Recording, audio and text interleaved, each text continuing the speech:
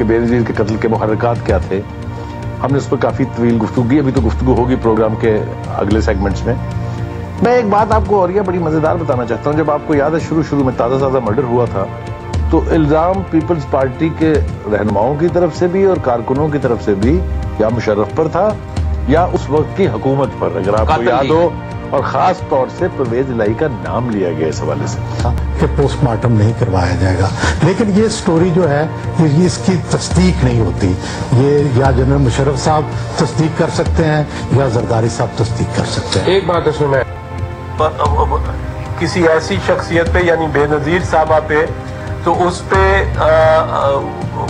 बिल्कुल इन्होंने और अमल किया। जब परवेज मुशर्रफ पे अपने पे हमले हुए तो और अमल था। तो ये काफ लीग की हुकूमत थी जिस वक्त ये सब चाहता था कि वो बात। देखिए, एक तो मुआहदा हुआ था ना मुशर्रफ साहब के साथ अमरीकनों के तरफ, अमरीकनों ने बैठ के मोहतरमा का और मुशर्रफ साहब का गारंटर्स कि मुशर्रफ साहब इलेक्शन कराएंगे, पीपल्स पार्टी को खुली छुट्टी मिलेगी। अब असल बात यह है कि ये असल कातिल तक पहुंचने की कोशिश करते भी हैं और नहीं भी करते।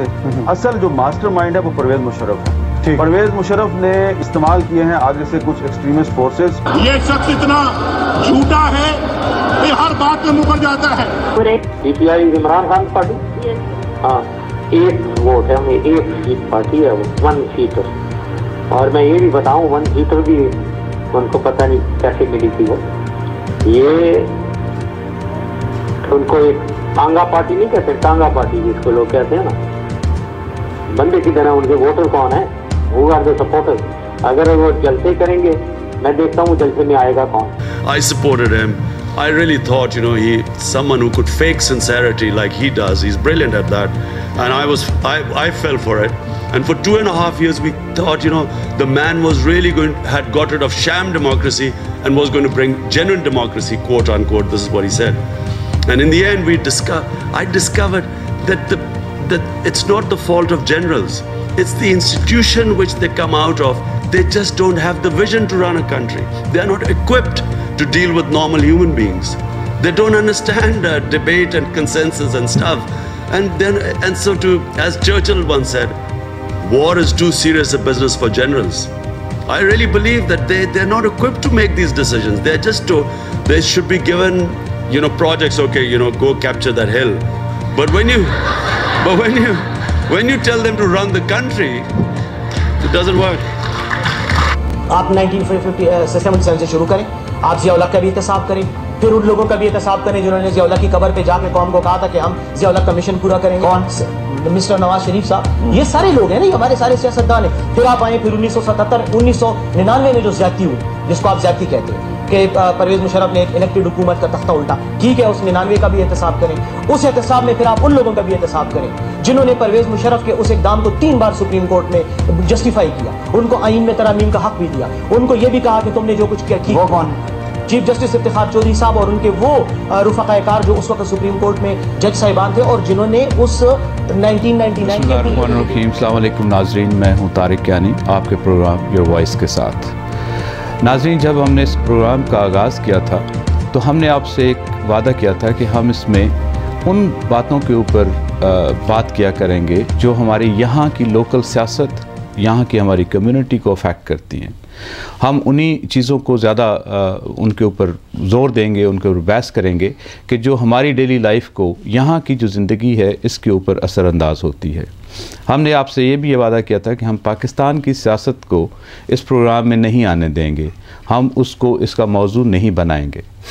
मगर आज बदकिस्मती से पाकिस्तान की सियासत हमारे यहाँ की कम्युनिटी के जो मसाइल हैं, हमारी कम्युनिटी की जो रोज़मर्रा की ज़िंदगी का जो पोजीशन है, उसको अफेक्ट करने लगे। आज एक वाक़या ऐसा होता है जिसके ऊपर कम्युनिटी ऐसे लगता है, वो लोग जो आज से बहुत पहले इस बात के ऊपर परेशान थे कि पीसीए और पीसीसीए की सूरत में कम्युनिटी शायद डिवाइड हो रही है, आज वो पाकिस्तानी सियासत को लेके आज फिर उस पोजीशन पे आ गए हैं कि ऐसे लगने लगा है कि शायद कम्युनिटी और ज़्यादा डिवाइड होने जा रही है। इस चीज़ को हम देखेंगे आज के इस पैनल में कि उनके विज़िट को लेके हम कहाँ पहुँच रहे हैं, हम कहाँ जा रहे हैं, हम अपनी कम्युनिटी को कहीं डिवाइड करने तो नहीं जा रहे, मज़ीद डिवीज़न की तरफ तो हम नहीं जा रहे हैं।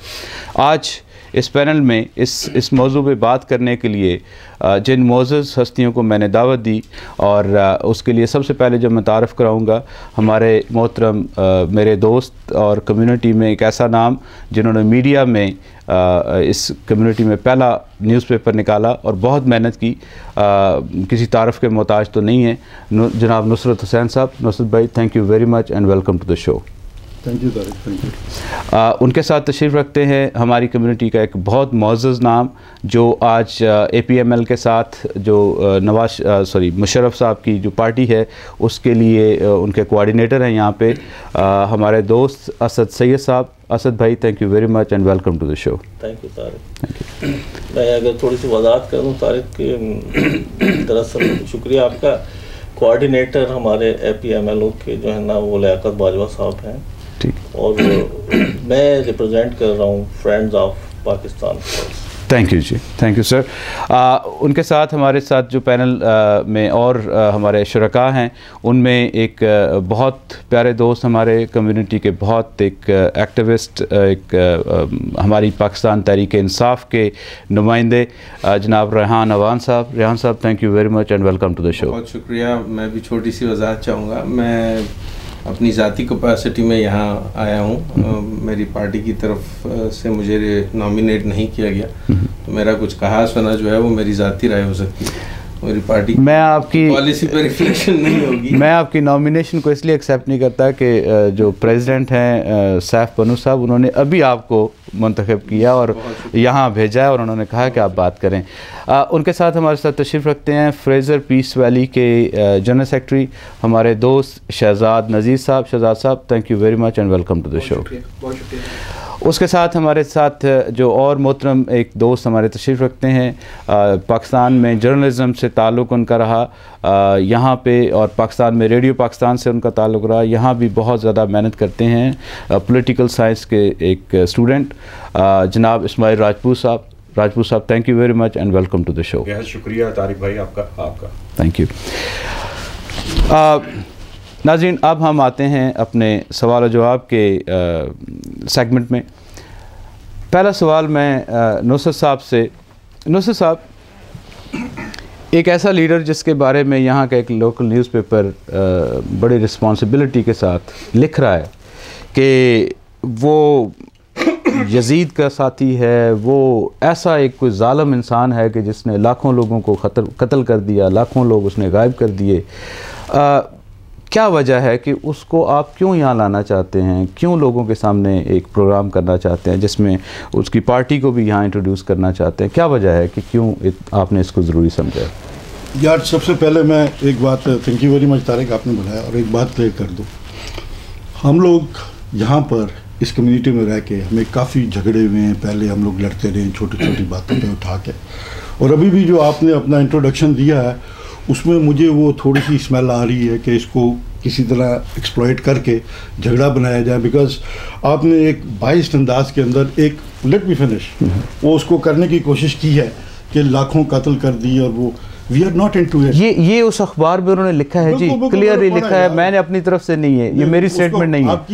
आपकी मुझे इंक्लिनेशन उस तरफ, I will be very Frank आपके साथ, क्योंकि मुझे याद है आपका टेलीफोन भी आया था मुझे, you wanted to join in this also. मैंने आपको ऑफर भी किया था कि ठीक है हम करेंगे। नहीं, मैंने ज्वाइन करने के लिए नहीं कहा था, मैंने फोन किया था कि आप अच्छा काम कर रहे हैं। आपने बोला था आई एम अवेलेबल किसी उसके लिए हो, तो मैंने आपको कहा था I will get you involve, जिस तरीके से हम बिल्डअप करते हैं। So let's make it very clear कि we are not getting into that trap again and again, कि छोटी सी बातों के ऊपर उठ के और हम कम्युनिटी के अंदर ये झगड़े शुरू कर दें। I have been through it much more than anyone else in the community, you know it, we know it. Now जो लर्निंग है मेरी इस सारे प्रोसेस से गुजर के, वो ये है कि यार कम्युनिटी की अवेयर करना है कि हमने इन बातों में इस तरीके के जो भी जाल बिछाए जाएंगे लोगों को, I want to go on street level and make them aware कि यार इन झगड़ों में हमने नहीं पड़ना है। This is a political thing यार, व्हाट इज़ द प्रॉब्लम? किसी आदमी को आपकी एक पर्सनल ओपिनियन हो सकती है, आपको एक कोई अच्छा लग सकता है लीडर, मुझे कोई दूसरा लीडर अच्छा लग सकता है। So having said that, now I will move forward, ताकि हम लोगों को माहौल ये बनाना चाहिए कि हम यहाँ कोई लड़ने झगड़ने नहीं आए। परवेज़ मुशर्रफ के ऊपर इतने इल्ज़ाम है, कौन सा ऐसा लीडर है पाकिस्तान का जिसके ऊपर इल्ज़ाम नहीं है? इमरान खान के ऊपर बेतहाशा इमरान के उनके अपने ज़ाती लोगों ने वो सीता वाइट और कौन कौन सी चीज़ें उठा के, but are we getting into this thing कि हम इस चक्रों में पड़े? जुल्फ़िकार अली भट्टो के ऊपर कौन से इल्ज़ामात नहीं हैं? नवाज शरीफ के ऊपर कौन से इल्ज़ामात नहीं हैं?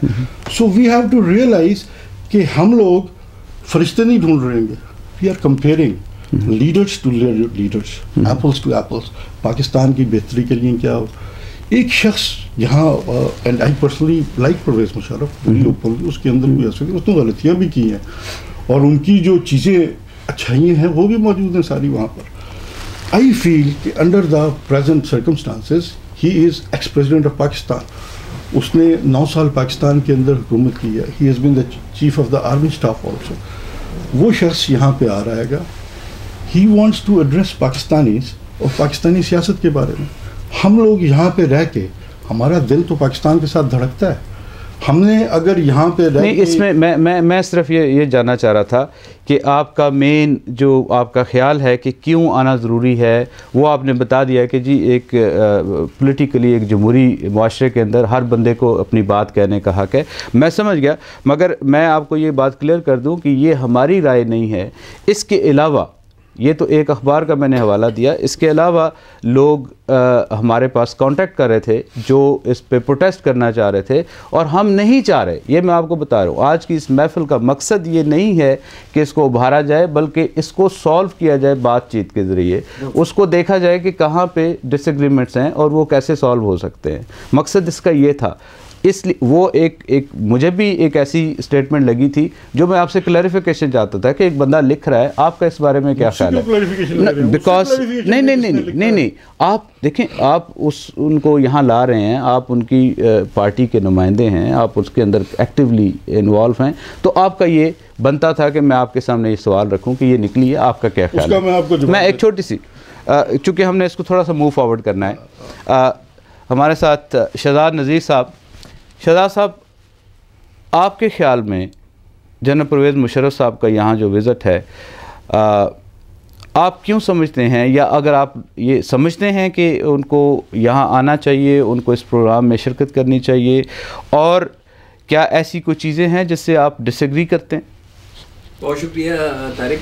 मैं सबसे पहले तो शुक्रगुजार हूँ आप लोगों का कि आप कम्युनिटी में इन चीज़ों को हाईलाइट करते हैं कि जिसमें कम्युनिटी के दरमियान अगर किसी चीज़ की वजह से रिफ्ट पैदा होने जा रही है तो उस रिफ्ट को पहले ही एड्रेस किया जाए और कम्युनिटी के दोस्त आपस में मिल बैठें और उसको एड्रेस करें और बामी अफ़ाम व तफ़हीम से उस चीज़ का हल निकाला जाए कि एज ए होल जब कम्युनिटी का इमेज पब्लिक में जाए तो वो एक पॉजिटिव इमेज जाए। और मैं अप्रिशिएट करता हूँ तारिक, आपको, नवीद, आप सब लोगों को कि ये एक बहुत अच्छा इनिशिएटिव है और इस इनिशिएटिव की जो कंटिन्यूटी है आई रियली अप्रिशिएट इट। जहाँ तक परवेज़ मुशर्रफ की आमद का ताल्लुक है, मैं बिल्कुल एज ए जमहूरी पर्सन इस चीज़ के हक़ में हूँ कि उनका राइट है। अगर वो पहले जमहूरियत पे यकीन नहीं रखते थे, अब रखते हैं, तो ये भी एक पॉजिटिव चीज़ है। लेकिन एक हर इंसान का जमहूरी हक़ है कि वो किसी भी जगह पे फ्रीली मूव कर सके और फ्रीली एड्रेस कर सके, ये उनका बिल्कुल जमहूरी हक़ है। और जहाँ तक उस चीज़ पे कुछ लोगों का कंसर्न है, जिनमें मैं भी एक शामिल हूँ, एज ए जमहूरी हक़ रखता हूँ, और उसमें मेरा ये ज़ाती ख्याल है कि हमें उन्होंने अपने 9 साल के इक़्तिदार में पाकिस्तान को जिस अंदाज से नुकसान पहुंचाया, और ऑब्वियसली वो नहीं, उनके जितने पेशरो थे, जितने भी डिक्टेटर्स थे उस मुल्क पे, जो लोग उस डिक्टेटर्स के तौर पे उस मुल्क पे काबिज़ रहे, तो मैं भी अपना एक जमहूरी हक़ रखता हूँ कि मैं उस पर प्रोटेस्ट अपना रिकॉर्ड कराऊँ, चाहे मैं अकेला एक शख्स वहाँ पे खड़ा हूँ एक प्ले कार्ड लेके, और अपने उस इखलाकियात के दायरे में रहते हुए। ये मेरा एक बुनियादी हक़ है कि मैं उस चीज़ पे, उनकी आमद पे प्रोटेस्ट करूँ, और मैं ज़रूर करूँगा। यही मेन मकसद था जी, जानना कि आप लोगों की क्या राय है, स्पेशली वो लोग जो प्रोटेस्ट करना चाहते हैं। रेहान अवान साहब, पीटीआई का मौक़िफ़ इस बारे में क्या है कि जैसे शहजाद साहब ने भी कहा, और मेरा अपना भी ज़ाती ख्याल ये है कि एक फ़ौजी डिक्टेटर, जब तक फ़ौजी डिक्टेटर था तो शायद आपके कुछ लोग उसके साथ थे, आज जब उसने वर्दी उतार के जमहूरी अंदाज में आके सियासत में आने की कोशिश की है, तो क्या आप उसकी मुखालफत कर रहे हैं या आप चाहते हैं कि उसको आना चाहिए और उनको हमें सुनना चाहिए सब लोगों को? बहुत शुक्रिया तारिक आपकी इनविटेशन का। I really appreciate PCCA for having this forum made available to us कि हम यहाँ आकर अपनी बात कर सकें। शहजाद साहब ने बहुत खूबसूरत बात की। नुसरत साहब की राय जो है वो उनकी ज़ाती राय है, हमें उससे इख्तिलाफ भी हो सकता है, हम उसकी हिमायत भी कर सकते हैं। जहाँ तक ताल्लुक़ है किसी भी शख्स का जमहूरी हक एक्सरसाइज करना, तो उस पर तो दो राय नहीं है। उस पर तो कोई नहीं कहेगा कि जनाब उनको ये करना चाहिए या ये नहीं करना चाहिए। उन्होंने अपनी टर्म पूरी कर ली है, जो कानून के तहत उनकी बनती थी, अब वो अपनी सियासत में आ सकते हैं, वो वेलकम। बट लेकिन जब आप सियासत में आते हैं तो आप वो सब कुछ अपने साथ लेकर आते हैं जो आपने पास्ट में किया होता है। हम जिस मुल्क में रहते हैं, हमने यहाँ ये सीखा है कि जमहूरियतें किस तरह एक्सरसाइज की जाती हैं, कैसे माजी आपको हॉन्ट करता है आपके मुस्तकबिल के लिए, ताकि बेहतरीन क़यादत उसमें से निकल कर आगे जाए और मुल्क और कौम के लोगों को रिप्रेजेंट करे। मैं ये समझता हूँ कि जब वो डिक्टेटर थे तब उन्होंने किसी को रिप्रेजेंट नहीं किया, वो खुद आए और उन्होंने एक हुकूमत को इस्टेब्लिश किया बूट के ज़ोर पर, और उन्होंने हुकूमत कायम कर ली 9 साल बिला शिरकत गैर। एक ऐसा इख्तियार जिसके लिए कोई भी जमहूरी प्रेसिडेंट या प्राइम मिनिस्टर अरमान करता है कि इतना पावर मेरे पास हो और मैं एक्सरसाइज करूं। तो जो पाकिस्तान के कोर इश्यूज थे, एक इशू को मुझे आप बताएं उन्होंने एड्रेस किया हो।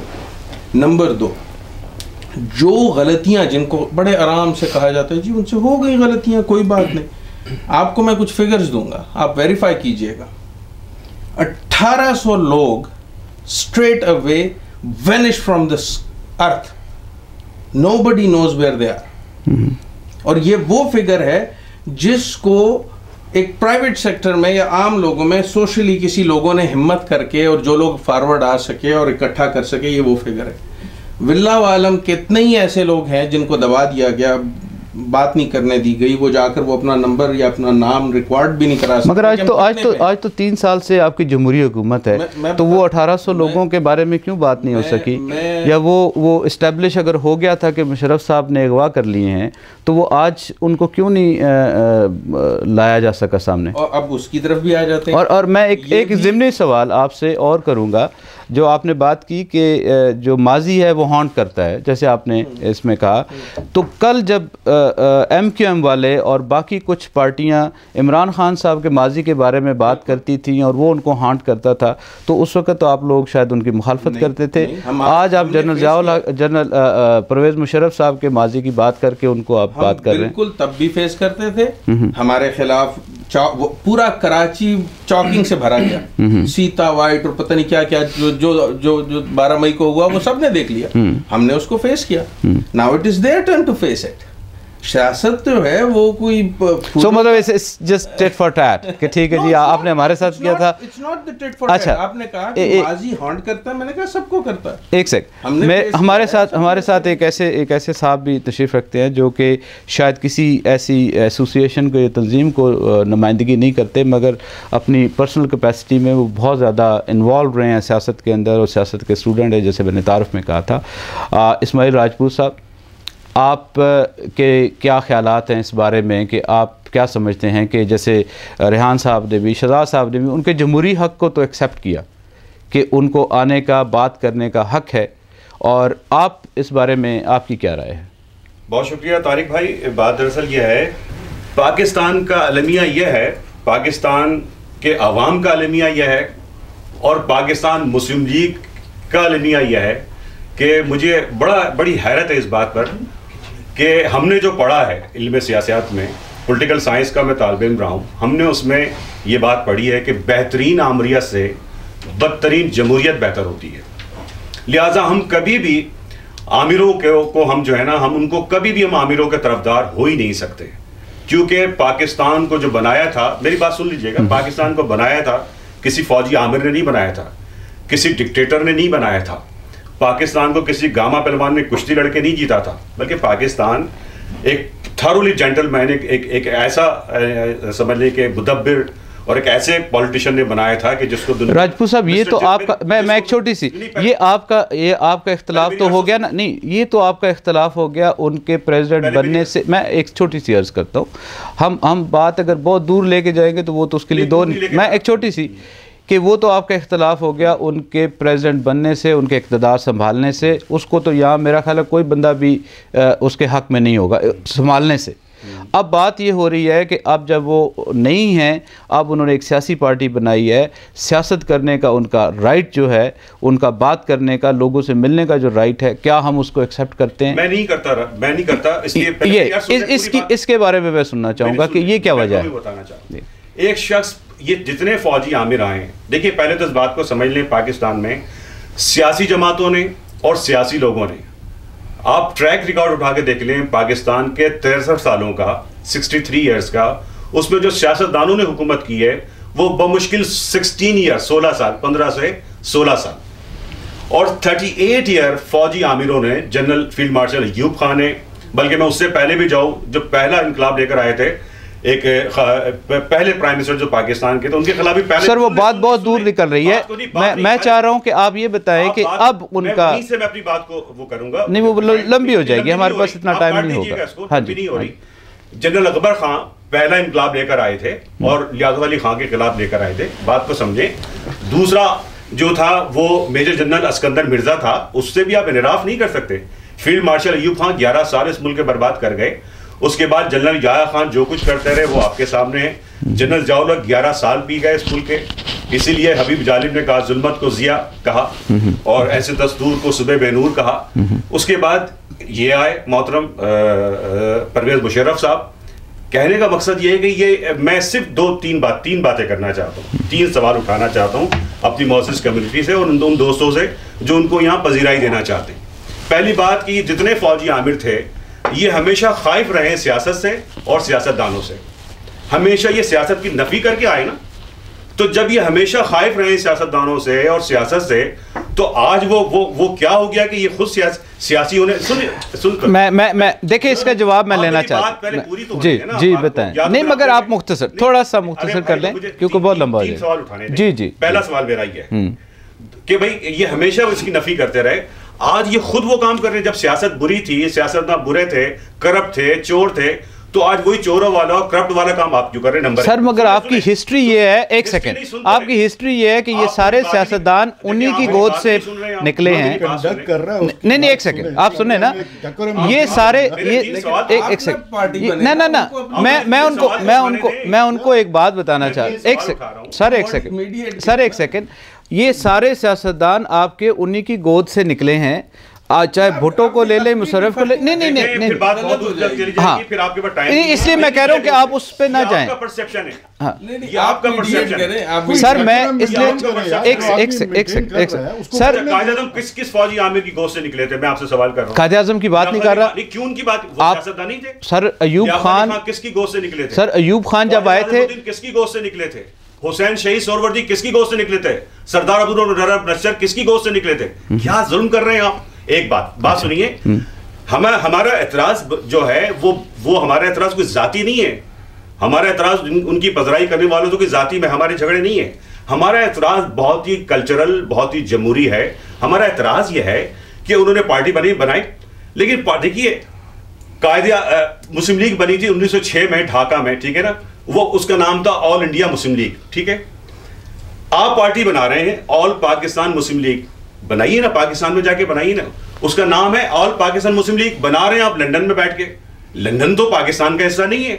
आप एड्रेस कर रहे हैं यहाँ आके अमेरिका में, कनाडा में। एक पार्टी आपका इख्तिलाफ सर लंबा नहीं कर सकते। आपका इख्तिलाफ इस बात से है कि उन्होंने ऑल पाकिस्तान बनाई और बाहर बैठ के बनाई, अब वो जमहूरी देखे ना, वो मैं उस पर आऊँगा। मैं इसका जवाब ले लूँ क्योंकि आपका एक बेसिक उस पर इख्तिलाफ है कि जी वो अच्छे हों या बुरे हों, अब वो वर्दी उतार चुके हैं या नहीं उतार चुके, हम उनको नहीं सुनना चाहते, हम नहीं चाहते कि उनको। मैं एक सेकंड इसका जवाब आप मुझे लेने दें इनसे। असद भाई, ये इनका ख्याल है कि वो चाहे वर्दी उतार चुके हैं, वो अब सिविलियन हैं, वो एक सियासी पार्टी के लीडर हैं, मगर इसके बावजूद उनको हम नहीं सुनना चाहते, वो नहीं आने चाहिए, हम नहीं चाहते कि वो यहाँ आएँ। हम एहतजाज करेंगे। फ़ौजी आमिर थे, एक बुनियादी इनका वो है। आपके ख्याल में उन्होंने पार्टी बाहर बैठ के बनाई, ये भी एक इनका इख्तलाफ है, ऑल पाकिस्तान मुस्लिम लीग बनाई मगर बाहर बैठ के बनाई, तो आप इस बारे में क्या कहेंगे? नहीं, अगर आप जमहूरियत की बात करते हैं तो इनको पूरा हक़ हासिल है कि ये इख्तलाफ करें, और एज ए फ़ौजी आमिर अगर इनकी बात नहीं सुनना चाहते तो बेशक ना सुने, ये भी इनका हक़ है, इख्तलाफ करने का भी हक़ है। जनरल मुशर्रफ साहब वैंकूवर में इसलिए आ रहे हैं, क्यों आ रहे हैं कि उन्हें जो है is ex president of Pakistan, उन्हें इनवाइट किया गया है यूबीसी। नहीं, गैर कानूनी प्रेसिडेंट ऑफ पाकिस्तान से कानूनी नहीं थे हम तो एक सेकंड, अब जरा इनकी कानून की बात जो है, गैर कानूनी प्रेसिडेंट आप कानून अदालतों में बनते हैं। जस्टिस जो आज चीफ जस्टिस है पाकिस्तान के, जी उन्होंने उन्हें रिकॉग्नाइज किया है, गवर्नमेंट को कानूनी करार दिया था, अदालत में ये केस गया था, और अभी जो चीफ जस्टिस साहब हैं उन्होंने रिकॉग्नाइज किया था इस गवर्नमेंट को, ये रिकॉर्ड पर बात है। मैंने जवाब देना चाहूंगा,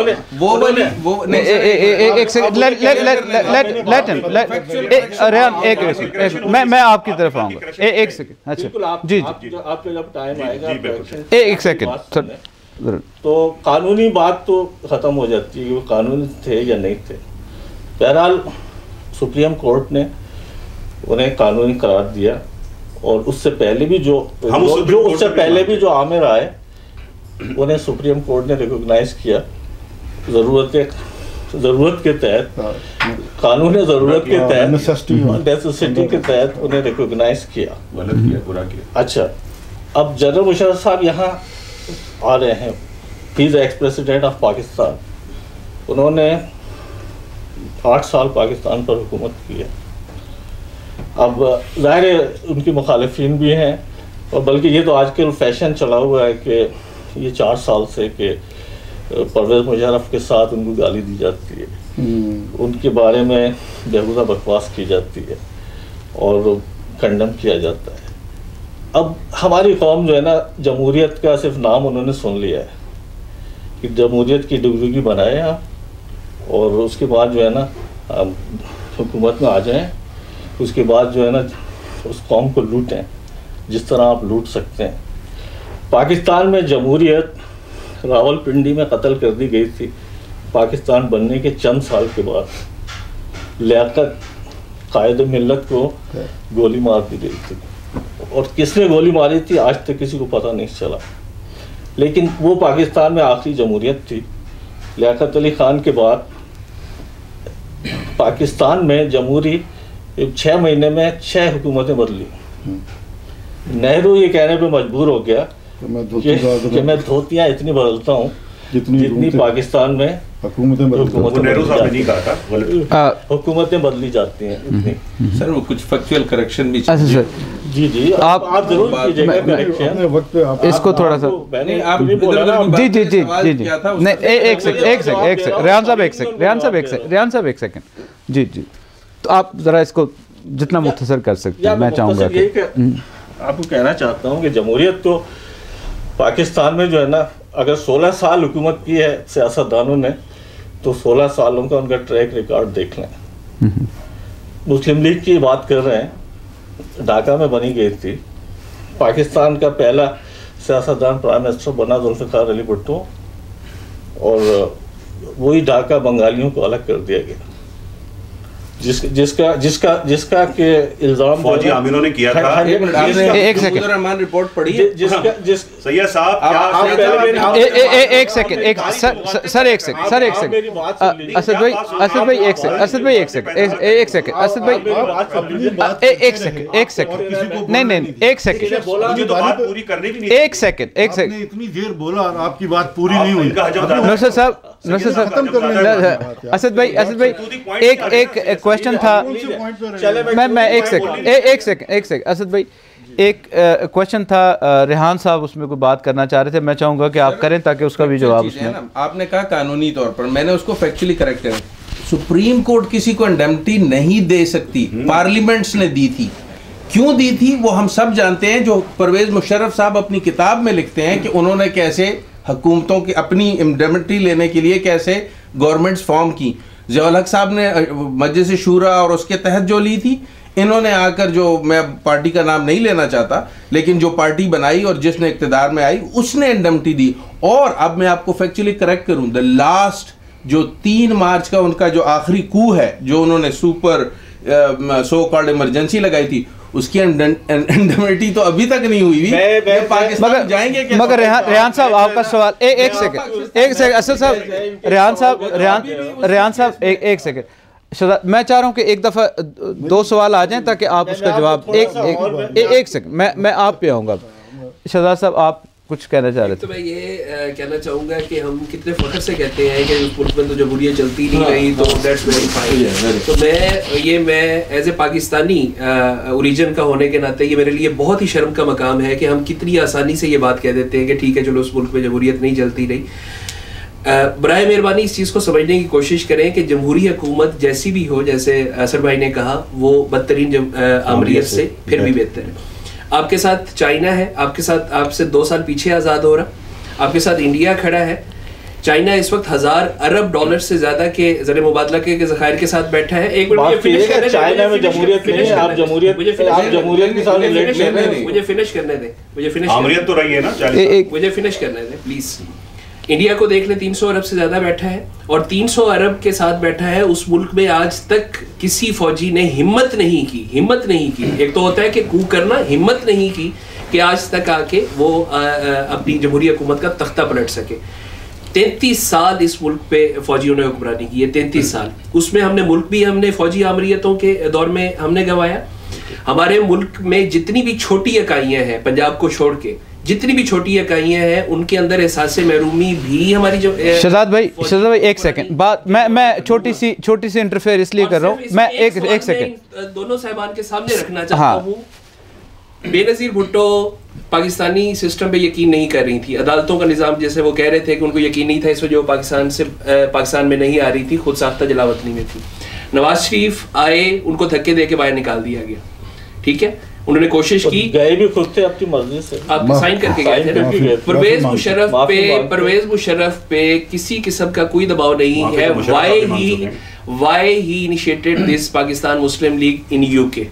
11 साल पहले वो जमहूरियत पे यकीन नहीं रख रहे थे, और 11 साल बाद वो जमहूरियत पे यकीन कहाँ पे रख रहे हैं? यूके में बैठ के। और उन पे किसी किस्म का कोई इस वक्त हाल की घड़ी तक उन पे किसी किस्म का कोई मुकदमा नहीं है। वो पाकिस्तान क्यों नहीं? शहजाद साहब एक सेकंड, इसका जवाब मुझे लेने दें। इसका जवाब आप सुने।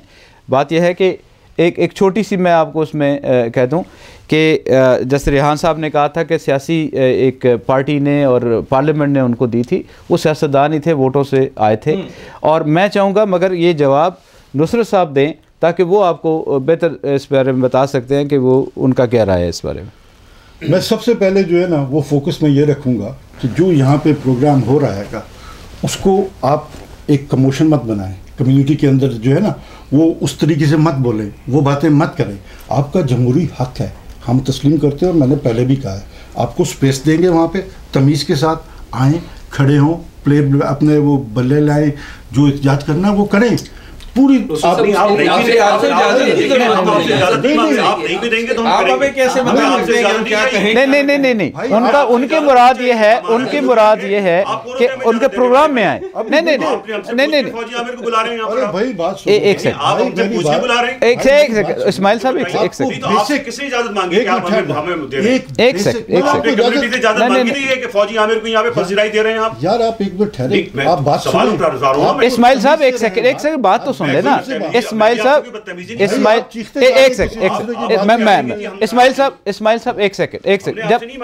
एक सेकंड वो एक बात कर रहे हैं, लेट हिम फिनिश। उसके बाद आप सर आपको बिल्कुल करने देंगे।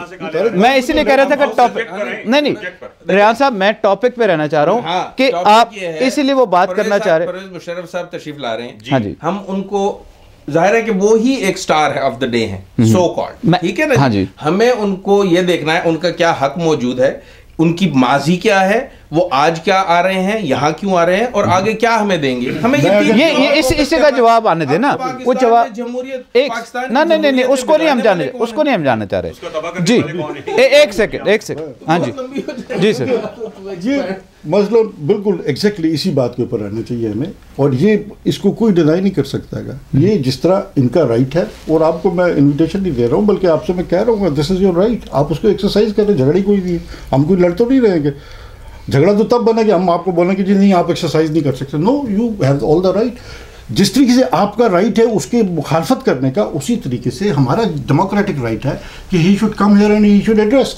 और जहाँ तक रहा आपने फौजी आमिर आए, this is a fact history का, ना मैं छुपा सकता हूँ ना आप छुपा सकते। थोड़ा सा उसके पीछे चले जाएं, फौजी आमिर आए क्यों? Let's talk about Musharraf. Let me tell you, उसका जहाज़, he was chief of the 8th army staff Sri Lanka से। आप यूट्यूब पे जाएं यार, कैप्टन सरवत जो उस जहाज़ का कप्तान था, उसकी वो चीज़ें मौजूद हैं। जहाज़ हवा में है, chief of the army staff, sitting chief of the army staff, उसको एयर ट्रैफिक कंट्रोल नीचे। I am my self a pilot and air traffic control officer, मैं रहा मुझे पता है क्या। उसको एयर ट्रैफिक कंट्रोलर नीचे से बोलता है कि you are not permitted to land in Pakistan anywhere.